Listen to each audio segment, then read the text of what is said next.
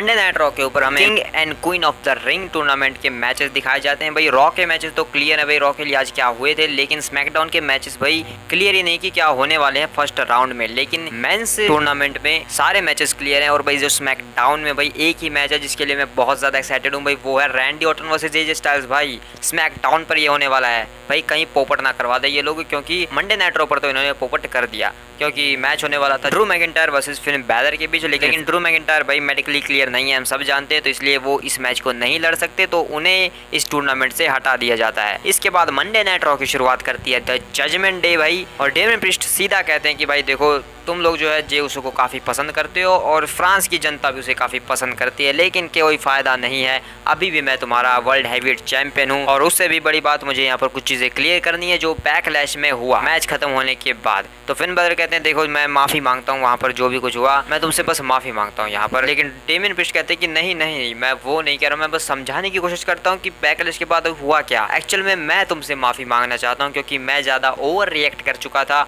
और मुझे वैसा नहीं करना चाहिए था।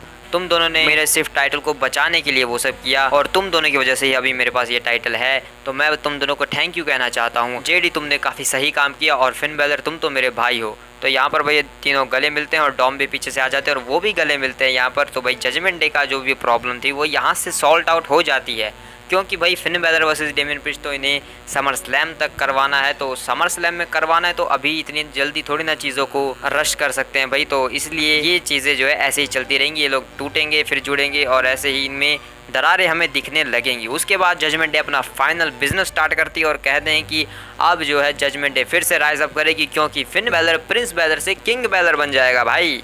और फिन बैलर भी बड़े चौड़ में कहते हैं कि हाँ मैं बनूंगा, क्योंकि अब मुझे मैच भी करने की ज़रूरत नहीं है, क्योंकि ड्रू मैकिंटायर आउट हो चुका है, तो मैं सीधा जाने वाला हूँ आगे। लेकिन तभी आ जाते हैं यहाँ पर एडम पियर्स और वो कहते हैं कि हाँ ऐसा किसने कहा तुमसे, ड्रू मैकिंटायर इंजर्ड है, लेकिन तुम्हें तो लड़ना पड़ेगा क्योंकि ये बहुत बड़ा टूर्नामेंट है और ऐसे ही किसी को आगे नहीं भेज सकते, इसलिए तुम्हारा मैच होगा मेन इवेंट जे ऊसो के साथ। और तभी भाई जे ऊसो आ जाते हैं शो के ऊपर, फिर ये मैच होता है Jey Uso versus Finn Balor. बहुत बढ़िया ओपनिंग मैच होता है भाई, काफी सारे रिवर्सल हमें देखने को मिलते हैं, फिनिशर्स तक के रिवर्सल देखने को मिलते हैं और उसके बाद यहाँ पर लास्ट में एक स्पीयर भी लगती है, लेकिन फिन बैलर किक आउट करते हैं। जे ऊसो काफी मोमेंटम में होते हैं, लेकिन तभी यहाँ पर भाई ड्रू मैकिंटायर ऑडियंस के बीच से आ जाते हैं। वो कुछ इंटरप्ट करने के लिए नहीं आते हैं, वो सिर्फ ये देखने आते हैं, क्योंकि उनका मैच था ना भाई, अब किसी और ने ले लिया है तो बस वही देखने आते हैं। लेकिन उससे जे ऊसो जरूर इंटरप्ट होते हैं, जिस वजह से यहाँ पर पिन करते हैं फिन बैलर, लेकिन होता है किक आउट। उसके बाद फिन बैलर लगाते हैं एक सिंग ब्लेड और उसके बाद जाते हैं वो शॉटगन ड्रॉप किक के लिए जाते हैं, लेकिन यहाँ पर रिवर्सल होता है और स्पीयर लगती है जे ऊसो की तरफ से फिन बैलर को और पिन होता है 1-2-3। इस मैच को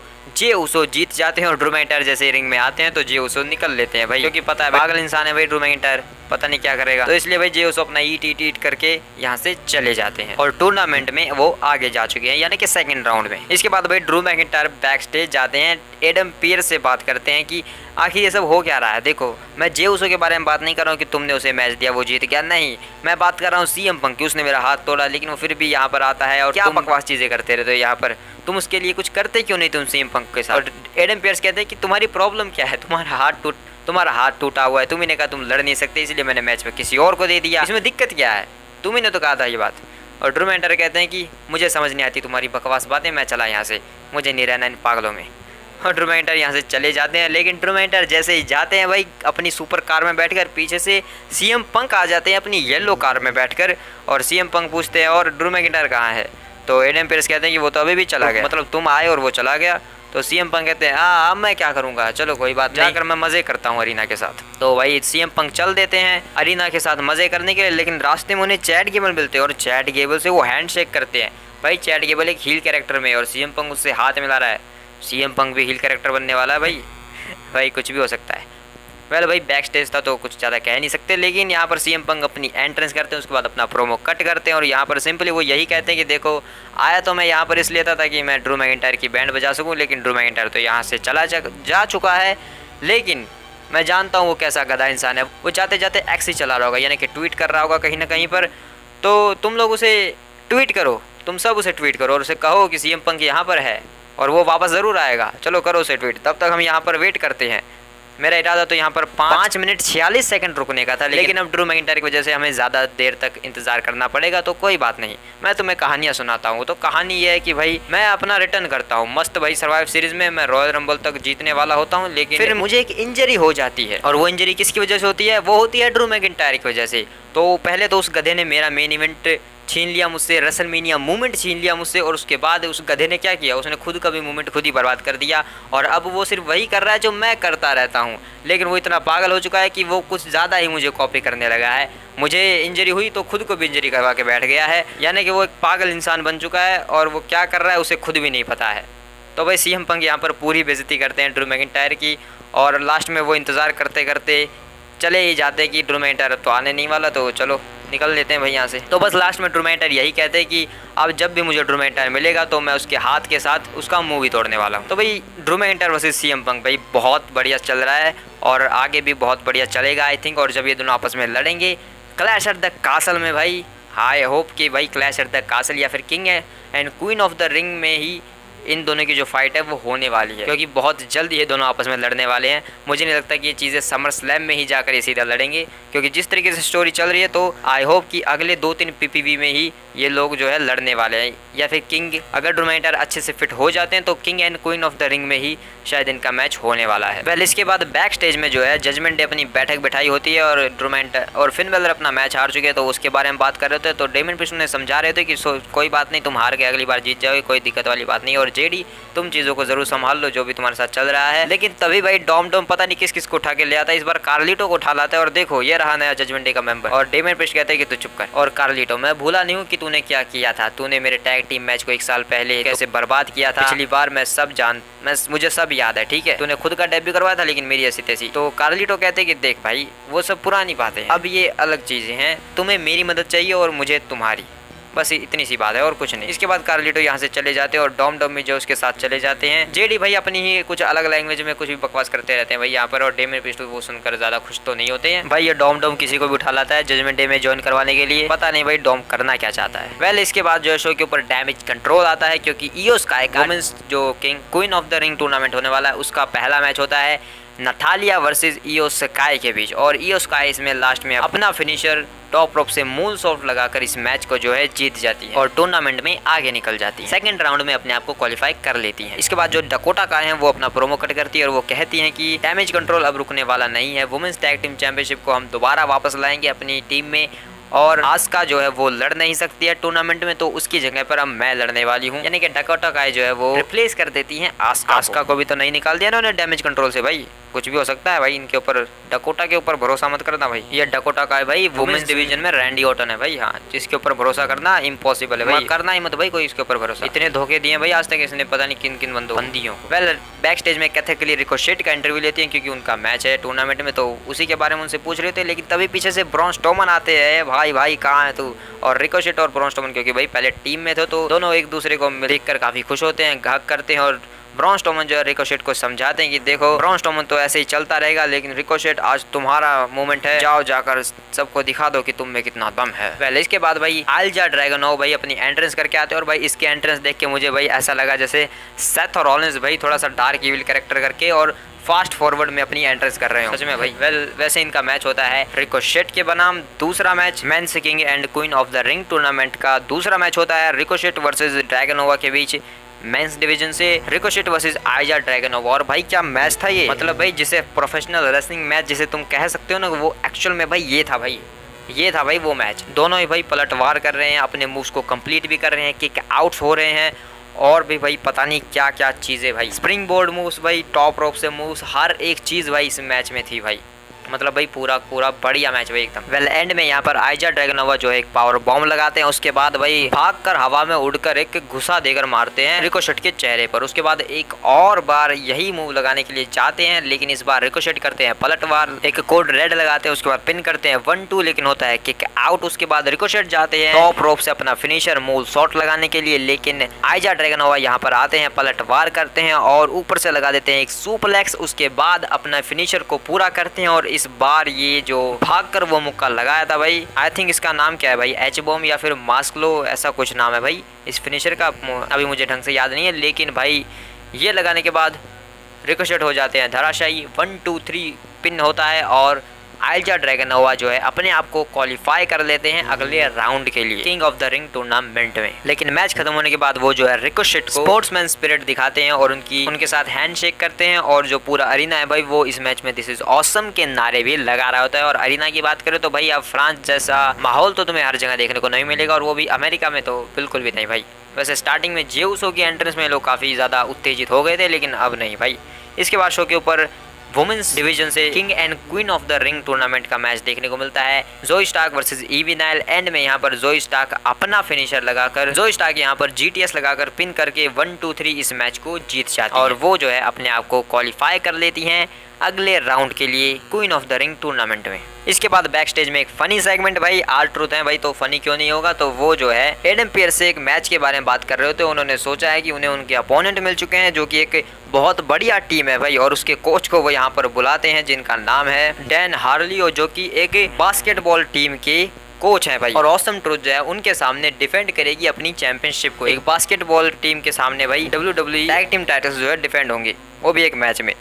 और मिज यहाँ पर आते हैं और वो समझाते हैं कि तुम गधे हो, ये नहीं हो सकता। वो लोग बास्केटबॉल के चैंपियंस हैं, हम यहाँ पर वो नहीं लड़ते हैं, हम WWE चैंपियंस हैं। और एडम पियर्स से मिज कहते हैं कि अच्छे नंबर 1 कंटेंडर ढूंढ के लाऊंगा हमारे लिए, हम किसके सामने डिफेंड करेंगे मैं तुम्हें बाद में बता दूंगा। तो भाई ये R-Truth पता नहीं भाई किस किस से मैच करवा देगा। एक दिन आगे बोलेगा कि भाई पोकेमोन में टीम रॉकेट है भाई उसके साथ मैच करते हैं। तो भाई R-Truth का कुछ नहीं कह सकते, वो कुछ भी कर सकता है भाई, वो किसी के साथ भी अपना जो टाइटल है वो डिफेंड कर सकता है। वेल इसके बाद यहाँ से R-Truth चले जाते हैं और कहते हैं कि ये लोग तो समझते नहीं लेकिन कोई बात नहीं, मैं तुम्हें बाद में आगे समझाऊंगा। और एडम पियर्स जैसे ही मुड़ते हैं उनके सामने आ जाते हैं ब्रॉन ब्रेकर। और ब्रॉन ब्रेकर काफ़ी खुशमिजाज अंदाज में पूछते हैं कि एक बात बताओ, मैं जो है king and Queen of the Ring tournament में क्यों नहीं हूँ। तो एडम पियर्स कहते हैं कि देखो तुम इसलिए नहीं हो, अगर तुम्हें वो जानना है कि तुम क्यों उसमें नहीं हो तो चलो कोपचे में मैं तुम्हें बताता हूँ। और यहाँ पर वो कोपचे में ले जाते हैं। लेकिन भाई यहाँ पर ऊपर एक वुल्फ का साइन होता है और ये वुल्फ का साइन भाई पूरे रॉ के ऊपर मुझे देखने को मिलता है। तो भाई ज़्यादा दिमाग तो नहीं लड़ाना चाहिए लेकिन क्या करूं भाई, ऐसा मुझे क्यों लगता है कि जो शेकअप होने वाले हैं, जो कि शेकअप अनाउंस किए गए हैं कि ड्राफ्ट के बाद कुछ शेकअप्स भी होंगे जो 1-2 सुपरस्टार को इधर उधर करेंगे, तो हो सकता है कि ब्रॉन ब्रेकर और बैरन कॉर्बन को एक साथ लाने के लिए वो शेकअप किया जा रहा हो ताकि जो वुल्फ डॉग्स हैं वो टीम वापस आ सके। और अब यहाँ पर ब्रॉन ब्रेकर थे और ऊपर जो एक वुल्फ का साइन है जो कि बैरन कॉर्बन को दर्शाता है। और एडम पियर्स के पास कुछ प्लान्स हैं ब्रॉन ब्रेकर के लिए, तो भाई हो सकता है ना भाई। और वैसे भी बैरन कॉर्बन और ब्रॉन ब्रेकर टैग टीम में काफ़ी बढ़िया करते हैं भाई, तो देखते हैं भाई आगे क्या होगा। इसके बाद शो के ऊपर जो है बिग ब्रॉन्सन रेड आते हैं क्योंकि उनका मैच है अगेंस्ट चैड गेबल। और ये मैच स्टार्ट होते ही भाई इतनी स्पीड कैसे पकड़ लेता है। चैड गेबल अपना फिनिशर सुपलेक्स लगा देते हैं, जर्मन सुपलेक्स किक आउट होता है उसके ऊपर। उसके बाद चैड गेबल जो है एक फ्रॉग स्प्लैश भी लगाते हैं ऊपर से और उसका पलटवार करके एक सेंटॉन बॉम्ब लगाते हैं यहाँ पर ब्रॉन्सन ब्रीड। और उसके बाद टॉप रोप से हमें जो है एक बड़ा सा सुपलेक्स, हैवी सुपलेक्स देखने को मिलता है चैड गेबल की तरफ से ब्रॉन्सन ब्रीड के ऊपर। लेकिन यहाँ पता चलता है कि भाई क्यों ये मैच जो है इतना पेस पकड़ के चल रहा था स्टार्टिंग में ही, क्योंकि यहाँ पर आ जाते हैं सैमी ज़ेन और वो अटैक कर देते हैं चैड गेबल के ऊपर। उसके बाद वो ब्रॉन्सन ब्रीड के ऊपर भी अटैक करते हैं और ब्रॉन्सन ब्रीड को जो है रिंग से बाहर निकाल देते हैं। और फिर पीछे से चैड गेबल जो है उन्हें सुप्लेक्स में पकड़ लेते हैं, रिवर्सल का ट्राई करते हैं सैमी ज़ेन, लेकिन यहाँ पर जर्मन सुप्लेक्स कनेक्ट हो जाता है और चैड गेबल पूरे अग्रेशन में है। लेकिन और यहाँ पर वो शायद स्टोलन फिनिशर के लिए जा रहे थे लेकिन सैमी ज़ेन करते हैं रिवर्सल, लगाते हैं एक टर्न बकल सुप्लेक्स। उसके बाद वो हलवा किक के लिए जाते हैं लेकिन ब्रॉन्सन ब्रीड आ जाते हैं और वो एक यहाँ पर यूरे नागे लगाते हैं सैमी ज़ेन को। उसके बाद चैड गेबल को भी उठाते हैं, उसको भी एक यूरे नागे लगाते हैं। और यहाँ पर ब्रॉन्सन ब्रीड जो है वो सैमी ज़ेन और चैड गेबल दोनों को धोकर जो है बैक स्टेज चले जाते हैं। और बैक स्टेज में जब वो जाते हैं तो उन्हें दिखते हैं सामने एडम पियर्स। और एडम पियर्स कहते हैं कि तुम ये क्या कर रहे हो, रोज़ की रोज़ ऐसी बकवास चीज़ें करनी ज़रूरी हैं। तो ब्रॉन्सन ब्रीड कहते हैं कि देखो यही मेरा काम है, यही मेरा बिजनेस है, मुझे वो इंटर कॉन्टिनेंटल चैंपियनशिप चाहिए, उसके लिए मैं कुछ भी करूँगा और अब तुम्हें वो करना चाहिए जो तुम करते हो, अपना बिजनेस संभालो। तो एडम पियर्स कहते हैं हाँ ठीक है। लेकिन इसके बाद शो के ऊपर एक बार सैमी ज़ेन का इंटरव्यू लिया जाता है, उनसे इन सभी के बारे में पूछा जाता है। और सैमी ज़ेन कहते हैं कि देखो मैं तो फंस चुका हूँ, मैं एक जगह पर मेरी पर्सनल लड़ाई चल रही है चैड गेबल के साथ, इमोशंस हैं जुड़े हुए, और वहीं पर एक प्रोफेशनल चीज़ चल रही है, वो इस इंटर कॉन्टिनेंटल चैंपियनशिप के लिए आ रहा है ब्रॉन्सन ब्रीड।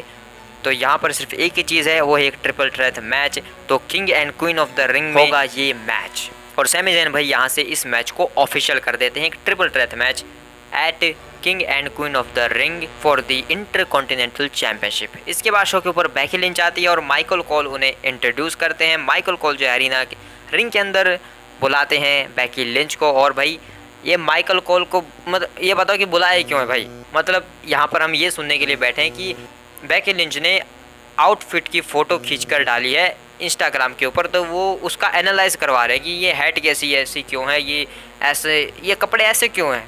मतलब भाई माइकल कॉल को कोई काम धंधा नहीं है, मतलब उनको मतलब रिंग के अंदर कुछ काम धंधा नहीं है, वो बस ऐसे बकवास करने के लिए आए हैं, मतलब करवाए क्यों है भाई।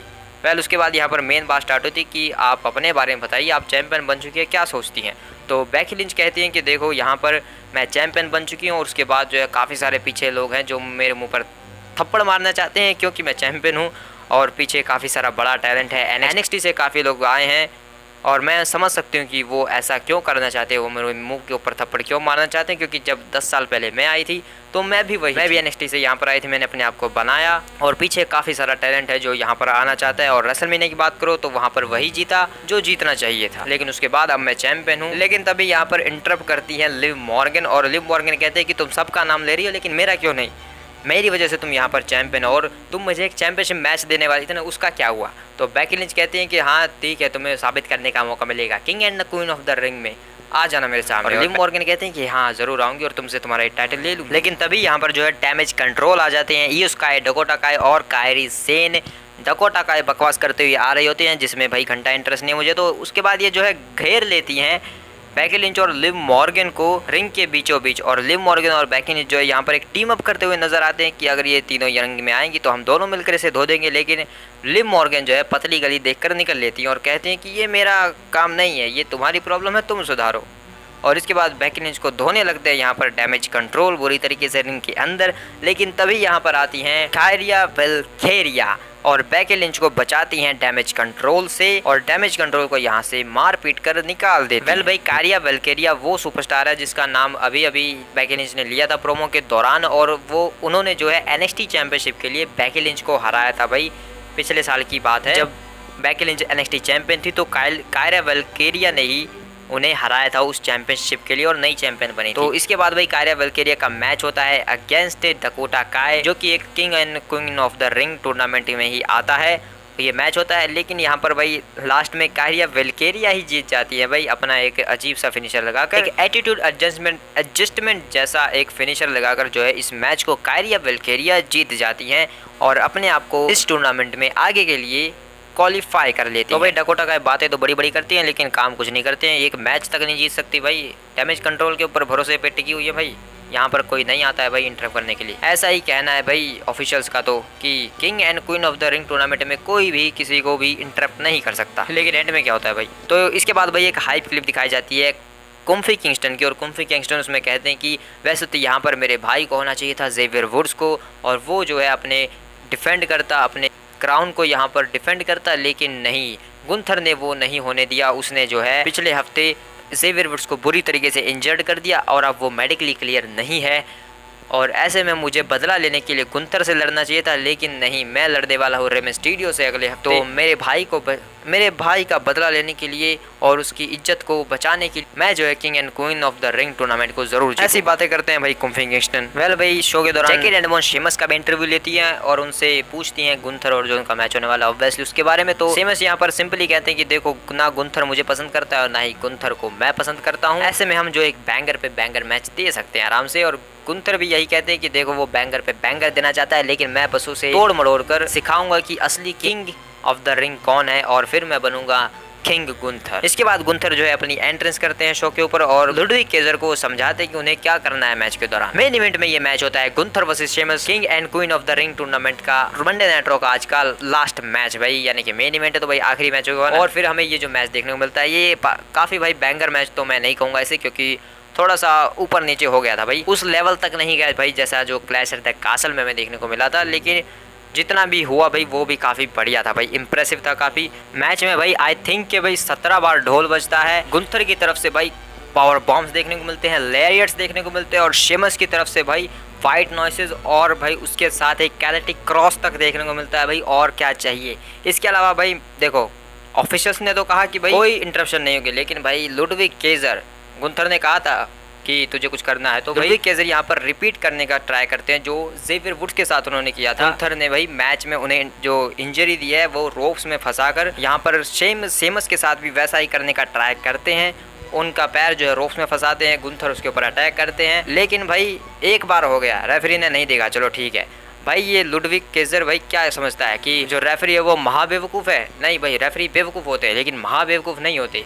लुडविग केजर यहाँ पर एक ड्रॉप किक लगा देता है शेमस को एप्रन के ऊपर, और जो भाई रेफरी को पता चल जाता है तो रेफरी जो है लुडविग केजर को यहाँ से निकाल देता है और सब लोग बाय बाय बोलते हैं। लुडविग के बैन होने के बाद भाई मैच में पेस जो है काफी ज्यादा बढ़ जाती है। शेमस जो है एंड में यहाँ पर एक नी स्ट्राइक और उसके बाद अपना ब्रोक किक लगा देते हैं, लेकिन क्योंकि शेमस काफी थक चुके थे तो वो पिन जो है काफी लेट करते हैं, जिस वजह से यहाँ पर गुंथर किक आउट कर देते हैं। फिर पता नहीं भाई गुंथर के अंदर कौन सी आत्मा घुसती है, उठकर सीधा भाई एक सबमिशन होल्ड लगा देते हैं, एक शार्प शूटर। भाई शेमस जो है रोप्स पकड़ने का ट्राई करते हैं, लेकिन इस गुंथर भाई शेमस को वापस खींचते हैं रिंग के बीचों बीच। यहाँ पर गुंथर सबमिशन होल्ड को और ज्यादा ब्रूटल कर देते हैं यहाँ पर, और बुरी तरीके से यहाँ पर सबमिशन होल्ड में फंसा देते हैं, और शेमस यहाँ पर फाइनली टैप आउट कर देते हैं। भाई शेमस टैप आउट कर देता है, भाई बहुत बड़ी बात है ये। शेमस मोस्टली इतना भाई कभी मैंने टैप आउट करते हुए तो नहीं देखा है, क्योंकि भाई शेमस एक वॉरियर है, लेकिन भाई गुंथर जिस तरीके का बंदा है तो रिंग जनरल है भाई, वो रिंग जनरल उसे कहते हैं, और king of the ring winner भी शायद भाई गुंथर ही होने वाले हैं इस बार के, क्योंकि भाई शायद ऐसा लगता है देखकर तो कि उन्हीं के लिए बना हो।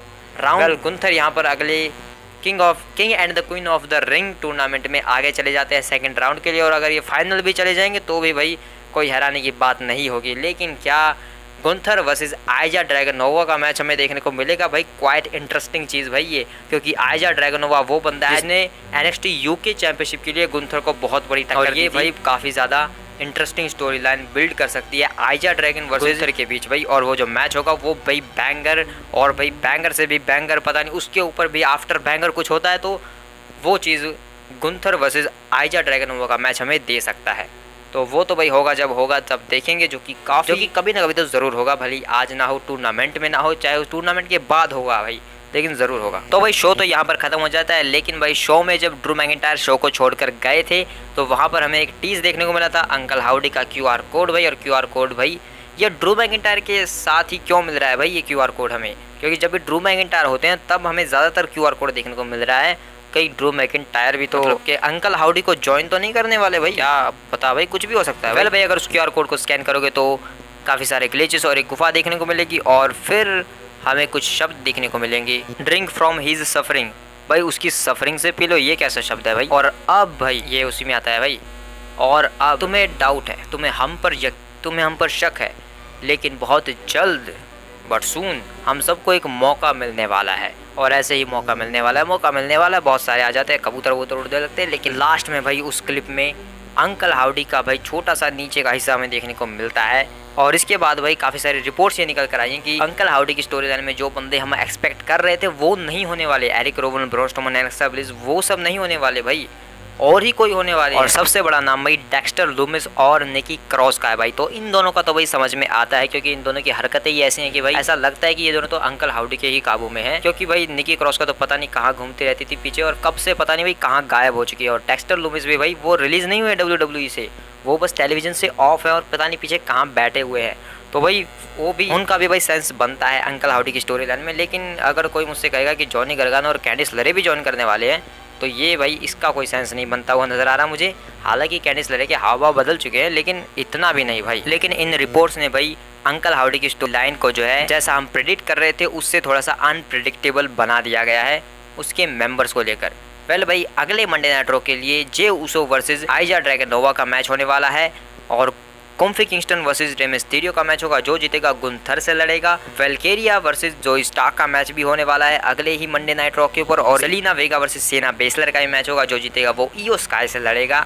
और उसके अलावा भाई स्मैकडाउन के ऊपर भी ये क्वालिफाइंग मैचेस होंगे, जिसमें भाई सबसे इंटरेस्टिंग तो भाई मुझे AJ Styles versus Randy Orton का ही मैच लग रहा है, और बैरन कॉर्बिन भी रिटर्न करने वाले हैं स्मैकडाउन के ऊपर, अपना पहला मैच देने वाले हैं रिटर्न के बाद। तो काफ़ी बढ़िया भाई। स्मैकडाउन पर LA Knight versus Santos Escobar का मैच भी होगा, और लैशली वर्सेस टोंगा का मैच होगा, लेकिन कौन सा टोंगा भाई वो हमें नहीं पता। लेकिन भाई सबसे इंटरेस्टिंग है भाई AJ Styles versus Randy Orton, क्योंकि भाई उसके साथ जो है मेरी थोड़ी सी मेमोरीज जुड़ी हुई हैं काफ़ी ज़्यादा बढ़िया वाली।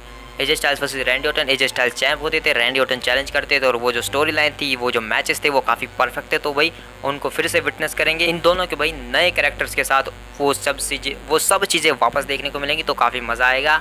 तो भाई मिलते हैं किसी और वीडियो में, तब तक के लिए बाय बाय।